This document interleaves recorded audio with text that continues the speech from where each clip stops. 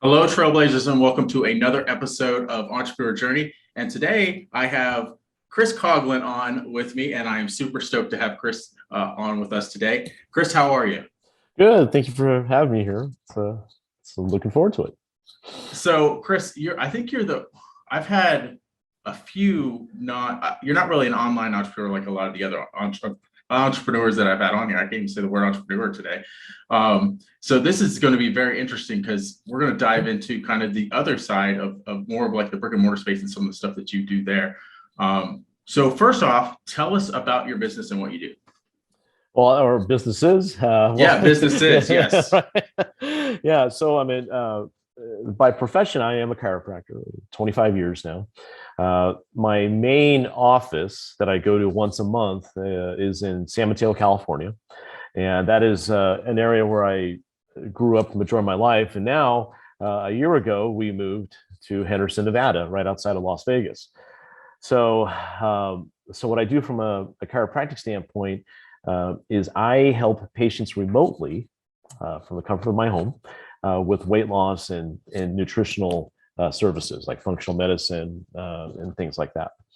The other thing I do in addition to that is I also serve the chiropractic profession by helping them add weight loss services to their practice to add more cash services and more value.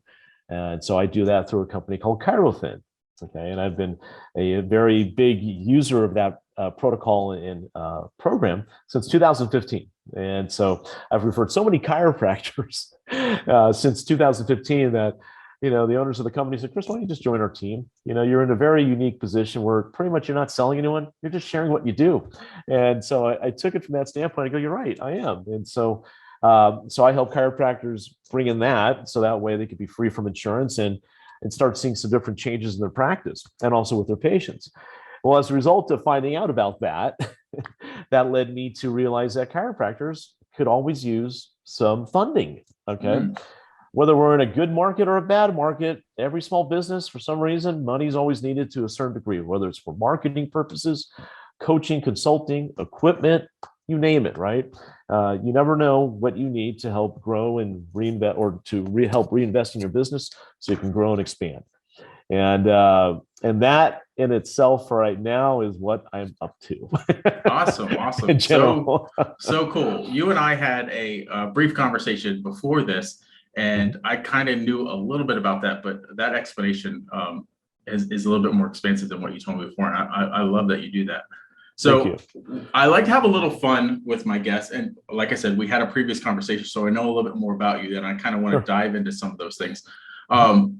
I hear you went to school with a famous football player that recently retired. I think that's a really good hint for people. Tell us about that. Well, yeah, retired and then unretired, right? Yeah. So in the early 80s, I went to a grade school called St. Gregory's in San Mateo, California. And so at that school was where we met the Brady family, Tom Brady, right? So they lived literally 5-minute walk away from the school. And so Tommy, as we call him, he's 6 years younger than me. And so he was my brother's age. And, we used to go to the soccer games, little league games, sleepovers, all that stuff. And my younger sister is friends with the older sister, Maureen. Okay.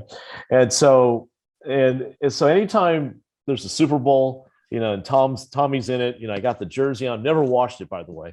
Wow. I only wear it on the Super Bowl. So I've had this since 2002. All right, never washed it. I always wear it, whether he's a Buck, a Patriot, or who knows what's going to happen next.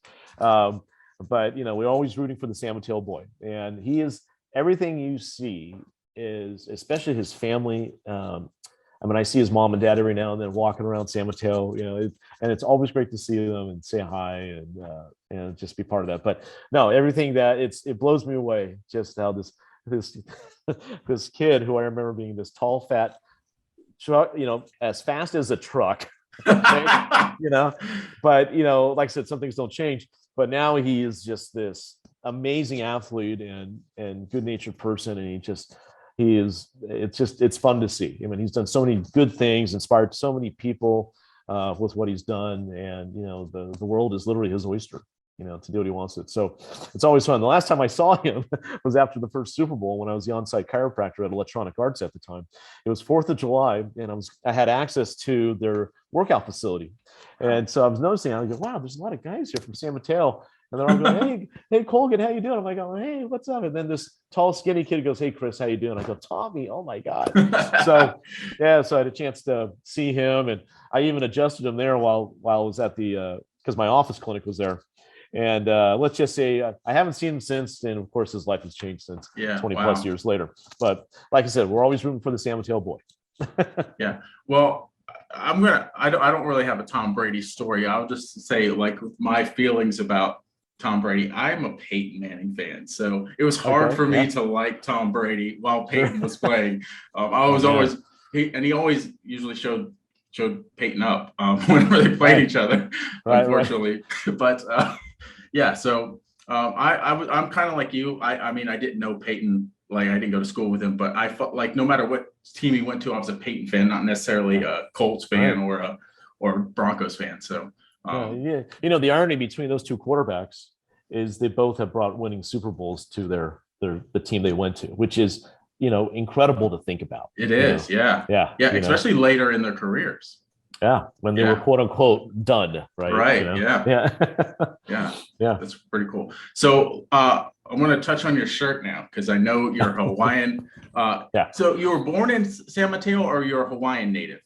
No, I was born in Honolulu, Hawaii. Oh, nice. So my late mother and grandmother were born and raised there. And out of 3 kids, I was born there. My father could not get the transfer to. He worked for Pan American. Okay, Pan American Airways. Back in the day. Back in the day when flying was fun, you got a free deck of cards. The kids got a kit. There was a smoking section in the front and back of the plane. Yeah. So those are all the things that that we got exposed to, right? But yeah, so he got stationed. He couldn't get that transfer, so we ended up leaving Hawaii, going to the I think it was San Jose at the time. He would commute back and forth from San Francisco, and then eventually we ended up in San Mateo the vast majority of my grade school and high school life. Yeah, okay, and then so let's talk about how you ended up in Nevada. Yeah, well, it's kind of funny. Well, Nevada a year ago, things were getting a little crazy in California, and still are. And I just didn't like how the amount of money we were spending to live in one of the more expensive areas to practice and live in. I just said, look, the weather's no longer a reason why I'm going to stay in California. That I've had enough. And I also too couldn't. I remember my father always saying he always wanted to leave the state, to live somewhere else, and he never made that move. And I just never wanted to be in that position to experience living life outside of California, and have that regret. And our health, or not health, but our financial consultant said, look, if you guys want to protect your wealth or create more wealth, you got to get out of that godforsaken state called California, because the things they're doing there are just criminal, And we saw the writing on the wall, and for some reason, my wife was lit on fire. She says, we're going. I go, oh, we're doing this. So we ended up contacting some friends of ours that live here in Henderson, and they've been here 20 plus years. And every year they would tell me, when are you coming out? When are you coming out? I go, we're coming out. And literally we flew out Valentine's Day weekend, 2021, excuse me, and secured a lease on a home and moved a month later. And here we are. So nice. Yeah. So how far is if you wanted to go back and visit where you lived in California, how far is that drive? That's a 9-hour drive. Oh, wow. I wouldn't have thought that. I thought Nevada's a little bit closer to that, but I guess not. Well, if you're looking at Tahoe, it's a hop, skip, and a jump, right? But, from Reno to Tahoe, it's about an hour or so. But from where we are, we're more south. So we're closer to LA, San Diego, okay. Gotcha. Right. All right. So you got that to deal with, but yeah, so let's just put it this way. So we still have a business to run in California. And what we've been doing is up until December of this past year, 2021, I've been flying back and forth with my wife weekly to San Francisco. Now, a lot of people say, dude, that's just crazy. How can you do that? I go, well, this is even crazier. You got people that commute 1 to 2 hours each way to work 5 days a week. Okay. Yes. Yep. Even after the pandemic, or whatever you want to call it, some people are still doing that. I'm flying an hour and 10 minutes each direction, only 2 times a week. Yeah. And I don't have to park the car. I don't have to fly it. I don't have to maintain it. And I get points. And instead of staying at like getting a studio or an apartment to rent, we were just staying at our local hotels because it was actually cheaper to do that Wow. than rent a studio for a month at $2,500 that Wow. I have to have responsibility for. Right. So we really leveraged the opportunity to get the max amount of write-offs we could, especially a lot of points. Now I got more points between flight and hotels than I know what to do with.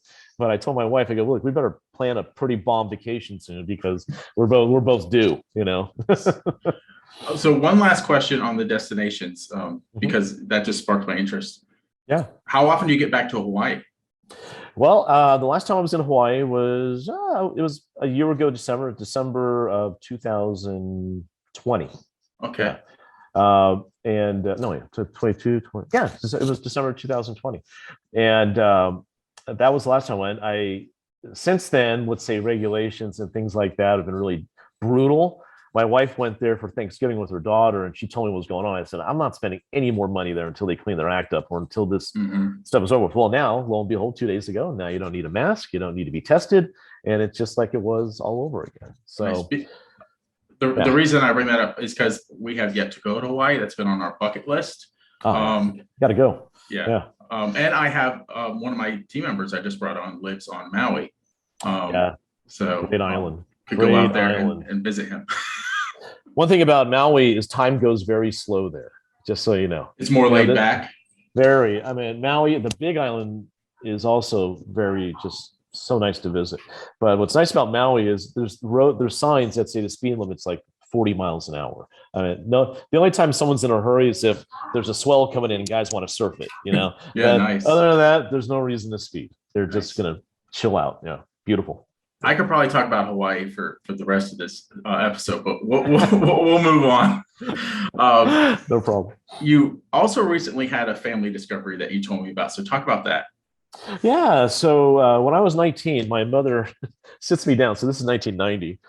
She sits me down. She goes, Chris, I got to tell you something. I'm like, oh, all right. She goes, all right.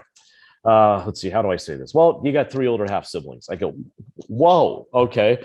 I mean, I thought I was the oldest of 3, right? And you're telling me I got 3 older half siblings? She goes, well, let me tell you about how it happened. I go, Mom, I have a pretty good idea how it happened, you know, but go ahead. I think I know where you're going with. So my mother, when she graduated from high school in Hawaii, she ended up moving to Southern California to go into the convent to be a nun.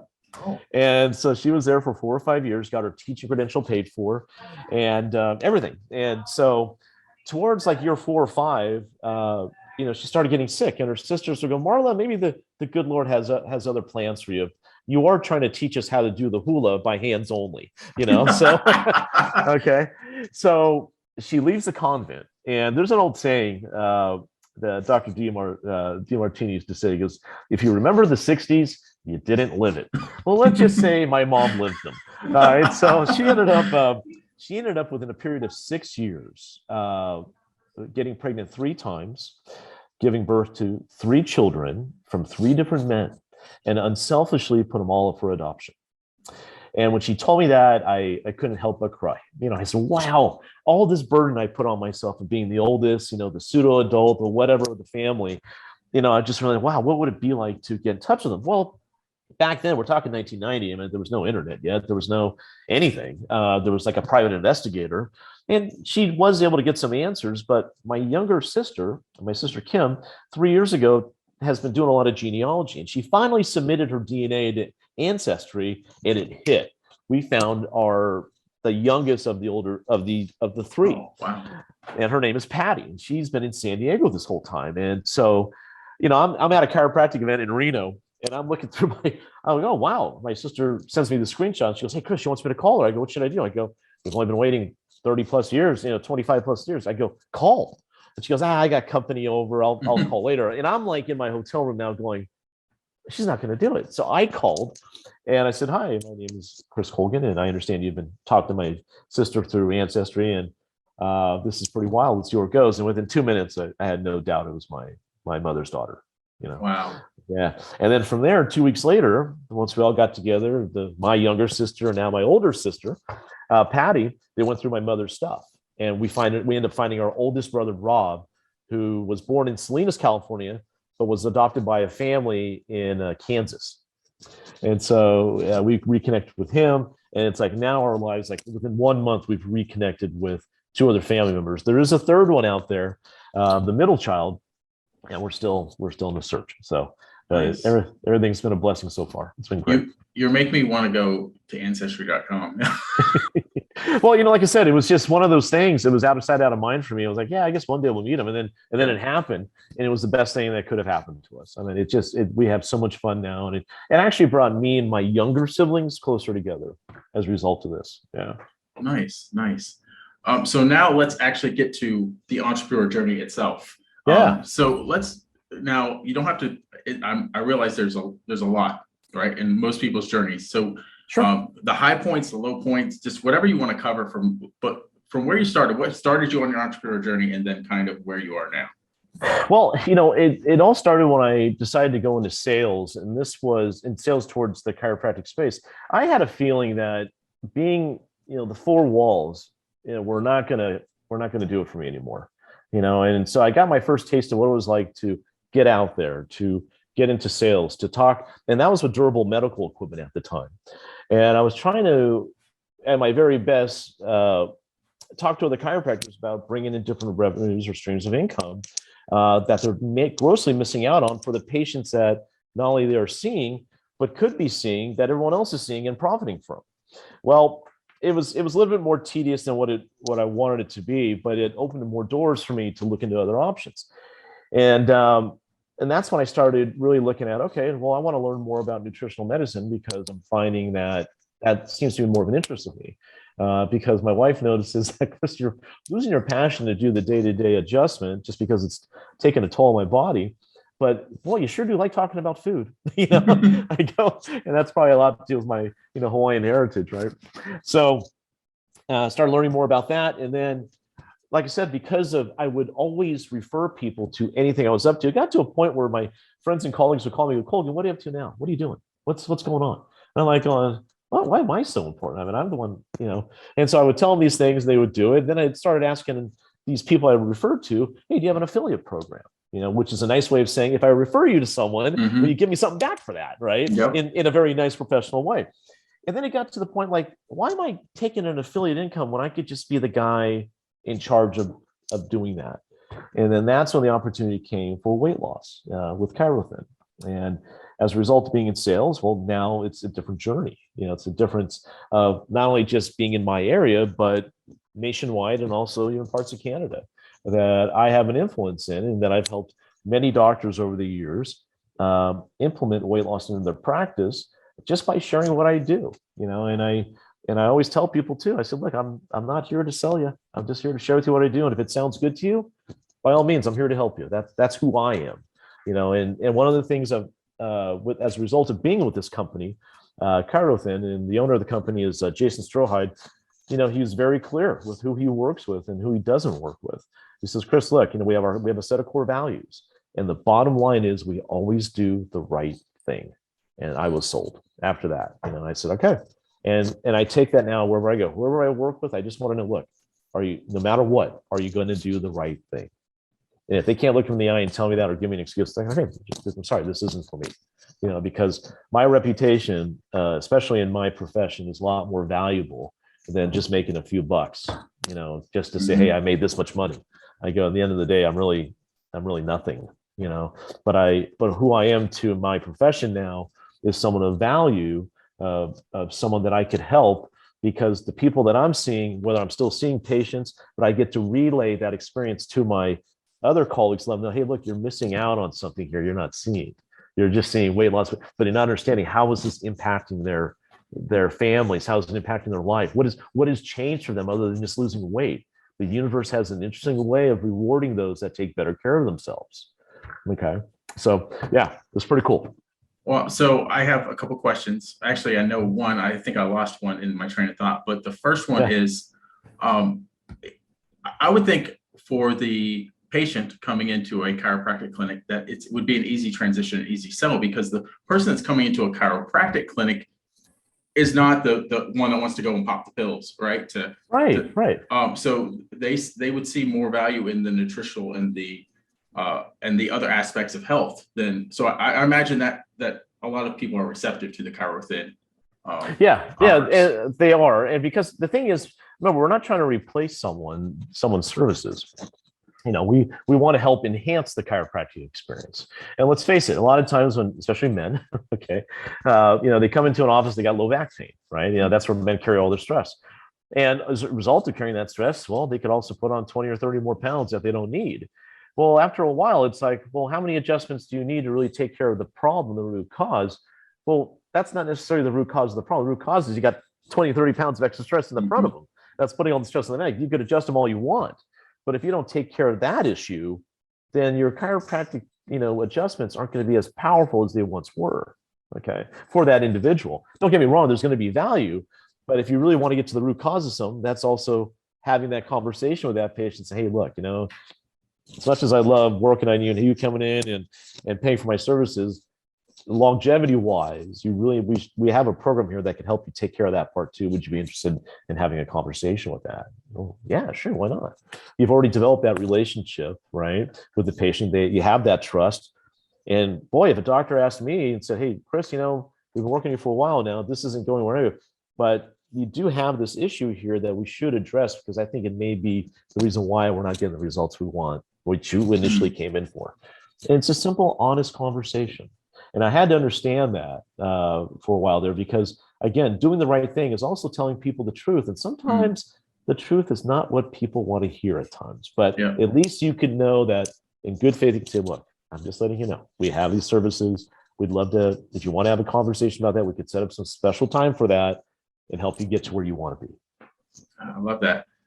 The second thing was not actually even a question. It was more of a statement, and it's something that I've seen in my own business and had the opposite early on when I was figuring out my entrepreneur journey. Is it's important to believe in what you're selling, right? Absolutely. And have a passion for it. There was a time in my life when I ventured into selling insurance. It was one of my first forays into entrepreneurship. Right. And I did not believe in the product. There were so much better insurance products out there, and insurance, it was just quite boring to me. Yeah. All right. So I was not very good insurance salesman. But when I started developing my own things, and I saw the transformation that eye health businesses make, selling came easy, right? Because you're offering them something that will benefit them. So very much like you do. So I imagine it's easy, just like you said. It's not really probably doesn't even feel like a sales conversation to you, right? No, it's not. It's what's really gratifying is I now have chiropractors contacting me from all over the U.S. going, "Hey doc, I'm thinking about adding weight loss. Do you mind if I have some of your time?" I go, "Sure. Why not? I mean, I'm all about supporting the profession. It's as long as it doesn't interfere with some of the things I got to do. Why not? And it may not be with the product that I'm promoting or that I'm behind either." To each his own. Again, I just want to do the right thing. That's it. And like what you said too about insurance. Oh yeah, the numbers don't lie, right? That's what my wife always tells me. She goes, Chris, the numbers aren't lying here. You have lost your interest in doing this as a doctor, but boy, but when you do this, you light up.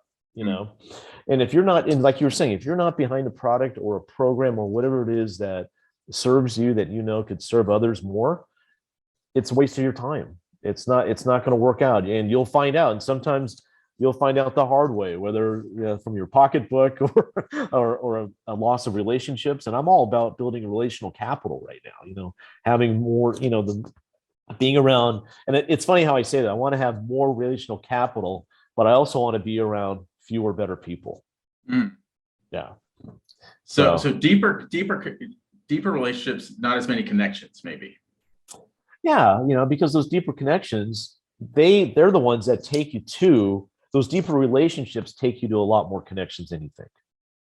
Yeah, because they know who you are, they know what you stand for, and then and also being in this phase of my career, 25 years of practice, and also now in the sales experience, you know who's full of it and who's not. Mhm. Your spider senses go off innately. Yeah.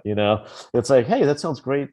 Thank you, but that's not for me. I appreciate the offer. And I've said that more often than not. I've had more people approach, oh, God, you would crush this. And I go, gee, I sound like I'm a doctor in the office again. People are always telling me I can sell something in the clinic. Now they're saying they want me to be on their sales team. And I go, it's just not a good fit for me. Thank you, though. Yeah. Yeah. It's funny that I think a lot of, especially even the marketing space, they don't, the word I'm looking for escapes me, but the not maturity, but like they don't have value. I'm not even gonna say it right, but let me just get it out. Like Yeah. Right, I get it. the oh, man, I can't think of the word if I had it. But anyway, the audience, Right. they don't think the audience is educated as they are. That's not the word I'm looking for, but like when you're marketing somebody, what's the word? Oh, anyway. Well, it's just, it's no matter how you look at it, it's just how does it land for the other person? Right, exactly. Right. Yeah. Does it sound kind of, shystery? Does it sound kind of, is it authentic? Is this something like, all right, is this guy just trying to make a commission off me, or is he really trying to help me? I think the word I was looking for now I think I got it, sophisticated. Right. They don't think the audience is as sophisticated as they are, and it ends up falling flat because exactly. So yeah, exactly. So I like simple. I try to keep things as simple as possible, and I'm all about simple and comfort. Yes. And you and I vibe a lot on the relationships. I'm all about building solid, strong relationships because I believe that's the foundation of business. Sure. I can see that. Right. Exactly. Awesome.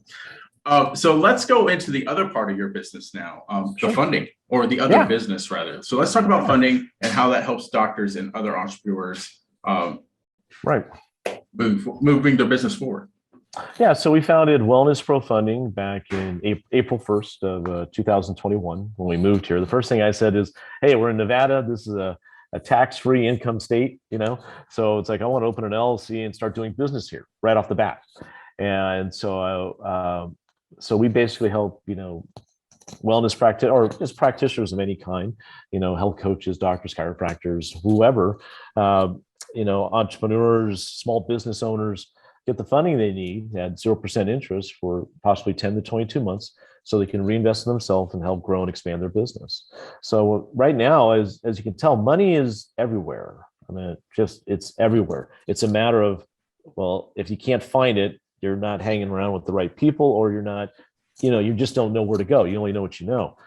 So one of the things I've found is especially in the chiropractic profession is, there's money is accessible, but how do you get it? And also too, there's a lot of things as a chiropractor in businesses, I didn't understand the differences between my personal credit and business credit. Okay. Those are two different things. And they have two different, agencies that they report to, right? To report your credit worthiness. So, a lot of small businesses, we're always trying to cut a buck here and there, but we're ending up killing ourselves in the end is we're not buying things from people that report to our business credit, bureaus. Okay. Like your, Dun and Bradstreet or in other, things like that, where if you're using too much personal credit, that's going to really destroy your credit history. But if you start using more business credit, that's going to enhance things, and you'll never have to worry about getting a loan again because it's always revolving and you can use it as much as you want. But what's really neat now is just, helping doctors that are really stressed out about, man, I'm trying to get rid of this card. I've been getting killed on interest right now. I go, well, yeah, I got a solution for you. As long as you've been making payments on time and you got a good enough credit, let's look for some 0% financing credit cards for you, or lines of credit. That way you can transfer that balance. Your credit score will actually go up because now you're going to have more utilization and less of debt, of credit debt. So it's a win-win. And now the doctor gets a chance to breathe again and go, oh, wow, that's great. But they may have that other balance still, but they don't have to pay as much each month in interest because they just got transferred to a 0% card. So now they could finally say, wow, I actually now have extra money to that money I was paying in interest all this time. I can now reinvest into the clinic. Yeah. And reinvesting into the business and yourself from the business is one of the best things that you can do. So right. Well, and just like, as any entrepreneur, it's like, boy, if I just had an extra 10,000, What would I do with it? How would that help grow and expand? Maybe that could be Facebook ads. That could be anything. That could be, well, maybe getting this new equipment. Now I could put it down on that. Maybe it could be, and I could finally hire that marketing person I've been wanting to hire, and then it just rolls from there. And as you're building that credit, you got more money coming at you that you don't even know what to do with. And like me, well, now I got all these hotel points. I got travel points. I got points at Costco, whatever it is, that of things that I use that I can get reimbursed on and better and leverage it is the main thing. My wife and I love the travel points. Yeah. For sure. Beautiful thing. It really is. Yeah. Yeah. So let me dive into the funding a little bit more. So is there as far as business, you said 0% for up to 22 months. Was that right? Yeah. 10 to 22 months, depending on the individual. And the limit and like, is there a starting borrowing limit that like you have to borrow so much? No. But basically what happens is we have a website, right? And when you go into that website, you apply, it literally takes you 2 or 3 minutes at the most. They'll run what is called they'll do a soft pull on your credit, right? Now, here's the unique thing about it. Some people go, oh, yeah, they're going to do a soft pull. That's going to go against me. I go, no, it's not. We actually have a deal with Experian that because of all the people that we funded throughout the thousands of people that have gotten funding, they know that we're a legit company. So they're not going to negatively affect your credit score for doing that. So once we get that information, we can pretty much do a sneak peek into the world of funding for you to see what it is that you qualify for and how much. Or maybe see, like, maybe you don't qualify, but this is what you need to do in order to qualify. And we have things for that to help the doctor, chiropractor do what he needs to do. That happened in my case. They were saying, I didn't know that was there. He goes, yeah, you got to get rid of that. And it's like, oh, okay, fine. So I got rid of it and boom, I was able to get funding. And my wife was impressed. She decided, and she got more than I did. And she got I go, how did you get that line of credit? I go, where? And I just went, oh, whatever, you got it. And so now we have, these things that we're not using right now, but the old saying, when you need money the most, it's the hardest to get versus when you don't need it, it's easy. It comes to you. So I always tell people, I go, guys, whatever's available to you, accept it, use it discreetly and responsibly, because you never know when you could use it. There's nothing wrong with having it on hand as long as you do the right thing with it. As long as you're financially savvy. So just a example would be like if a chiropractor knew that buying this piece of equipment is going to add another thing that they can sell, but maybe they're a little cash strapped at the moment, but they know that that's going to bring in income. They come to you. They know how much that piece of equipment costs, see if they qualify for that amount, and then boom, they put that into their practice and they start growing their income. That's right. Yeah. Yeah. That's so rather than wait to making money to afford to pay for it, it's like you could skip all that now. We're in a different world where we understand, if you understand the time value of money, for example, it's like, what's the difference between first class and coach? All right. You pay a lot more, but how much more are you getting? Well, it's a matter of what the value system to me is. Well, one is I like getting on the plane quicker. I'm getting older. I'm 50 now. I like being in a comfortable seat, especially if that flight's over 3 hours. Leg room. Yeah, the leg room. I mean, so it's like, wow, that substantially gives more value. And I'm rewarded on top of that because I'm using a certain card for that airline that bonus me even more points because I decided to take that other ticket in first class. So there's a lot of ways of how money can reward you in many different ways. When I was able to get more lines of credit, that actually boosted my other lines of credit that I had to have more credit limits to increase the credit limit, which blew me away. But because I showed such a good history, I was credit worthy to do that. Yeah, super cool. Now let's come full circle back to the chiropractic care since you were chiropractor for so long, and the value of that for entrepreneurs. Because entrepreneurs under a lot of stress.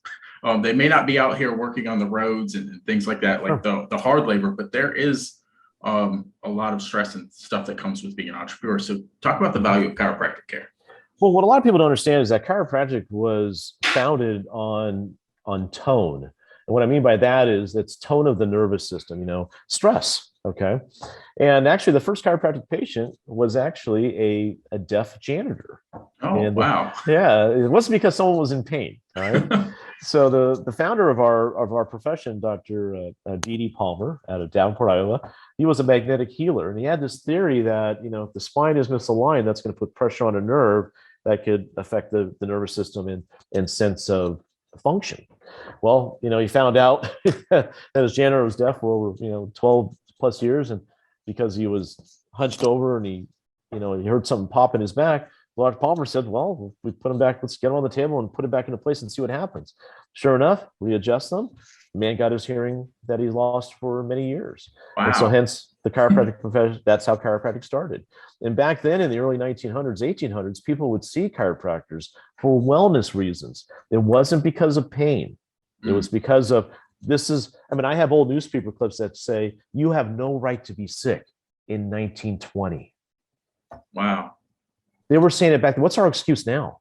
Right. Over 100 years later, what's our excuse now? And now we're one of the sickest countries in the world, being in the United States. Yeah. It doesn't help that we profit, that this country profits off people being sick. But going back full circle to the entrepreneur that's under a lot of stress, they're probably staying up late at night. Their health habits may not be on point, but they need something to help kind of reset and take that stress off their body so they can continue to do what they do the best. And that is the chiropractic adjustment. Let's find out where those levels of interference are in the nervous system, reestablish them by providing the adjustment necessary, allowing that communication to be restored so that the individual functions and thrives better. Nice. Yeah. I have a friend as well that does health and fitness for corporations, right? And it's a shame that it has to be like a little bit of an uphill battle. You're battling against Big Pharma. Of course. But they got a lot of this, right? I just think about his position. If he goes into a corporate environment and teaches them to better their fitness and their health, it's going to make better employees. They're going to miss less time. Sure. Miss less time, bring down the insurance premiums and all the people they're paying out on medical insurance because they're installing a healthier lifestyle and environment or community. Yeah. Yep. I think all corporations should bring in a chiropractor as well. I agree. I was one of them. Yeah. So, and I didn't even know. I was like one of the pioneers of it. Nice. Now you hear about a chiropractor face for this thing. Oh man, I've been doing that since 2002. And then I stopped because I was done with being in the corporate, umbrella. I said, it's time to move on. I want to have a bigger purpose now. Yeah. Nice. Well, thank you, Chris. It has been a joy getting to know you more and all the value that you shared with the audience today. You're very welcome. Thank you. Do you have any last words for the entrepreneurs? Yes. And this all kind of came about, especially from this recent Academy Awards event that took place is, when you're at your highest peak moment in life, just remember you're at your most vulnerable, and, I think, we could always be on that high horse, but, Tom Hanks said it best, this too shall pass. If you're not as humble and being of service and also just remembering to do the right thing. Awesome. Thank you for that. And if someone wanted to find out more about how to get funding or more about the Chirothin, if we have some chiropractors watching, where do they go? Well, for the funding, they can go to wellnessprofunding.com. Okay, wellnessprofunding.com, and as far as the Chirothin side, you know what? We could put my phone number in the chat. They could just reach out to me, and actually, which is 650-678-9904. 650-678-9904. They can text me, call me. They can friend me on Facebook. Christopher Colgin. I'm on Facebook. I'm everywhere. If they just Google my name, they're going to find me one way or another. But yeah, I'd be more than happy to help. If they, for some reason, want to get more information about Chirothin, they go on the website. They are not going to be able to get attention from me, which is what they want. They're going to be up with another rep. So it's in their best interest to contact me. So that way I could be the one helping them grow and expand their practice. Yeah. Awesome. All right. So we'll put all that information in the show notes for the podcast. And if it's on video, it'll be just in the comment section or in the description. So thank you so much. If you're watching this and you are interested in possibly getting some funding or looking into Chirothin, please check out those links. Once again, Chris, it has been a fabulous experience having you on the show today. And until next time, Trailblazers, keep moving forward.